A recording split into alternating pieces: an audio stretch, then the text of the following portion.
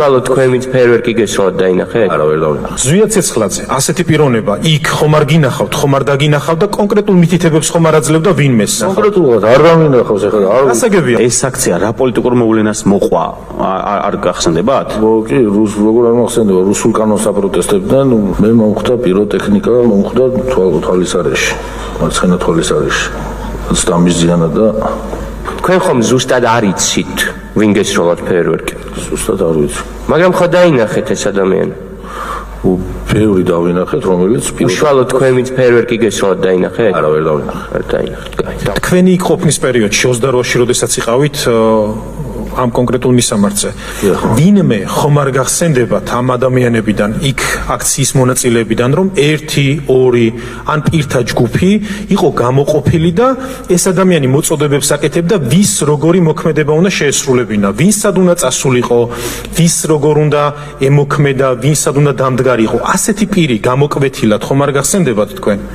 კონკრეტული პირი არ მახსენდება, მაგრამ წეგანაც აღნიშნე, რომ იყო ჯგუფებად დაყოფილები, რომელიც პიროტექნიკას ერთდროულად გადაძახილებით იყო აშკარად ჩანდა ის, რომ დაიწყებდნენ და დასრულებაც ერთი იყო და დაწყებაც ერთი იყო, რომ აი მოდიოდა უამრავი. ანუ ყველა ადამიანი ინდივიდუალურად მოქმედებდა. კი ბატონო. ასია.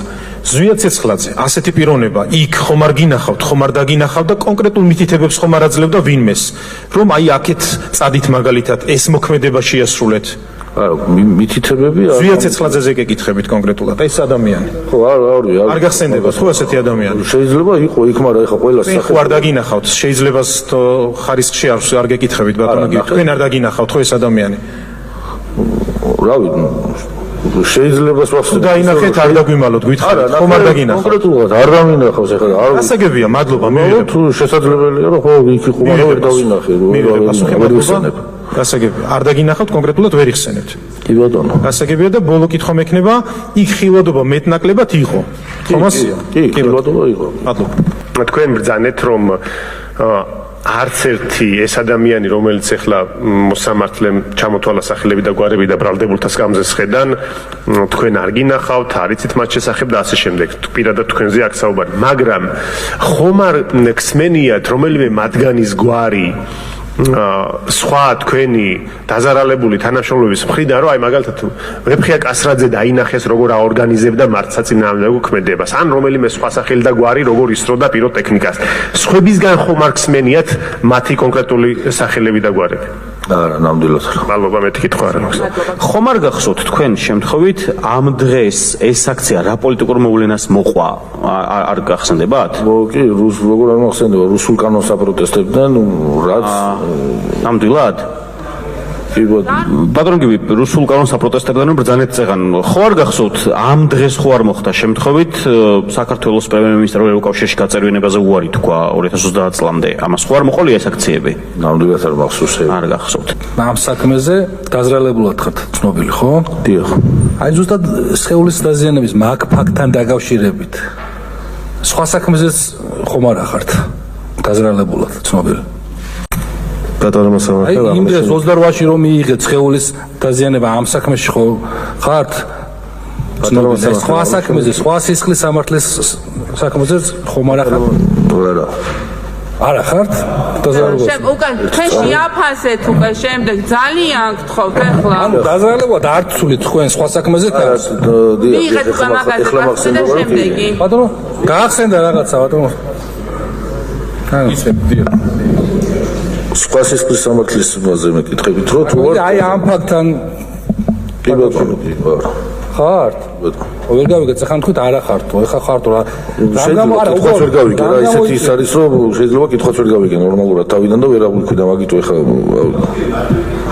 კარგით, უკაცრავად ბატონო შოთა. გაქვთ რაიმე შეკითხვა კიდევ? ამასთან დაკავშირებით ამ საქმეში ცნობთ თავს დაზრალებულად, იმ საქმეში ცნობთ თუ ორივეში ცნობთ თუ როგორ არის? დაზარალებულად ვძნობ თავს და ეხლა ვძნობ და აქაც და იქაც. ეგ შეკითხვა. კარგით. მე ძალიან მწუხვარ თქვენ რომ რაღაც თვალი დაგიზიანეთ, კითხვის ნაწილია ბატონო მოსამართლე.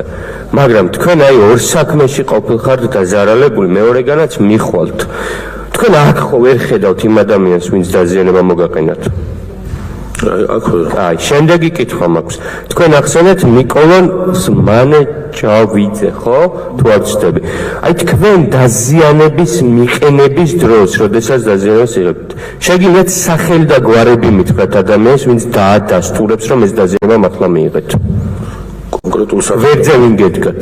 კონკრეტულ სახელ და გვარი არ მახსოვს. აი, მივიღე პასუხი. თქვენ არ შეგიძლიათ ზუსტად გითხრათ სახელი და გვარი ადამიანს, ვინც თქვენთან ერთად იყო დაზიანების მომენტში, ხო ესეა? არ მახსოვს. აქციაზე ყოფნის დროს მეორე რიგში თუ მესამე რიგში რომ idekit.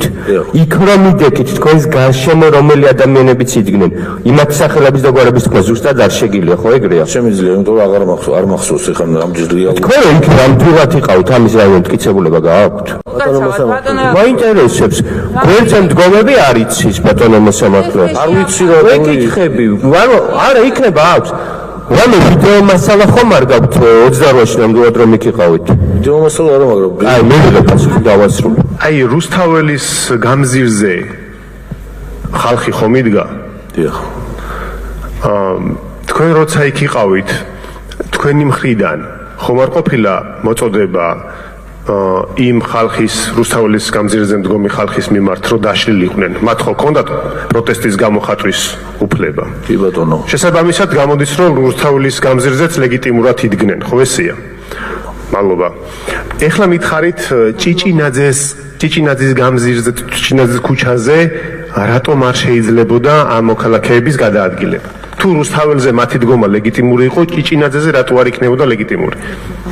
ზუსტად მაგაზე პასუხს ვერ გაგცემთ, მაგრამ აგრესიიდან გამომდინარე რომ იყო ხალხი აგრესიული, მაგის გამო ზუსტად ვერ გავცემთ, ესე იგი, რატო უზღუდავდით მოქალაქეებს ჭიჭინაძის ქუჩაზე გადაადგილების თავისუფლებას, მაგაზე ზუსტად პასუხისგაცემა არ შეგიძლიათ.